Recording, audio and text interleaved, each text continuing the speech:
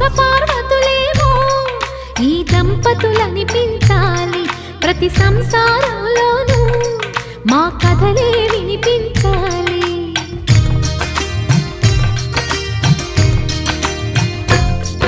ఆ సిరిని శ్రీహరిని మా జతలో చూపించాలి, శ్రీకాంతుల కొలువంటే మా కాపురం అనిపించాలి. మా ముంగిలిలోన పున్నమి పూల వెన్నెల విరియాలి, మా చక్కని జంట చుక్కల తోట పరిపాలించాలి.